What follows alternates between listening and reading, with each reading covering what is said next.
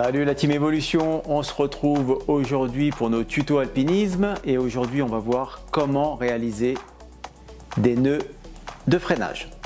Les nœuds de freinage sont à réaliser sur l'encordement entre le premier et le second de cordée lorsque vous êtes sur glacier.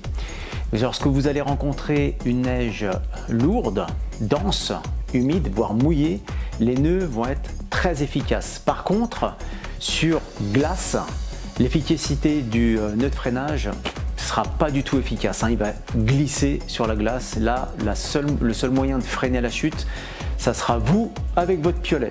Tac! Mais par contre, je vous le répète, sur neige dense, lourde, humide ou mouillée, les nœuds de freinage sont vivement conseillés. Je vais vous faire voir en gros plan comment réaliser un nœud de freinage sur la corde. Donc c'est parti, je récupère ma corde et là je vais faire comme si je voulais faire une vache, un 8 précisément. Donc, je récupère ma corde, je passe autour, je reviens et par contre je ne vais pas terminer mon 8, je vais le laisser comme ça. Voilà. Si je veux le terminer, en fait il fallait que je passe dans le dernier trou ici, mais je vais le laisser comme il est là. Ensuite je vais récupérer mon brin qui part vers mon premier ou vers mon second de cordée. Je vais faire une ganse et je vais la passer par le dessous, tac, et je vais passer à l'intérieur de la boucle de finition ici, tac, voilà. J'ai juste à serrer un petit peu le tout. On va essayer de faire ça le plus propre possible, tac, hop.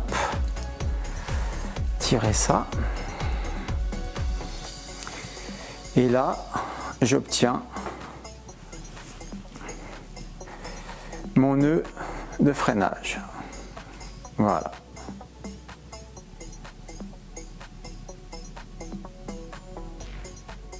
Allez, je vous fais revoir ça sous un autre angle. Donc je prends ma corde, voilà, et là je pars pour faire un 8. Bing, voilà.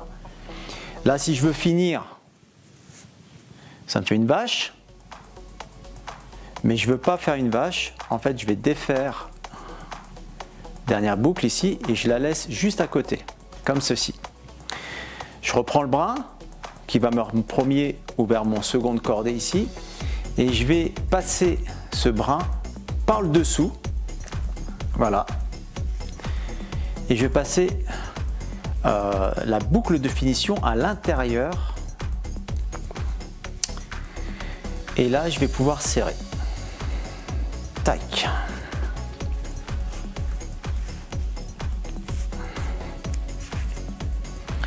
on serre. Alors l'avantage, vous pouvez serrer comme une brute, il n'y a pas de problème, c'est quand même un nœud relativement facile à défaire. Hop, vous essayez de le faire joli.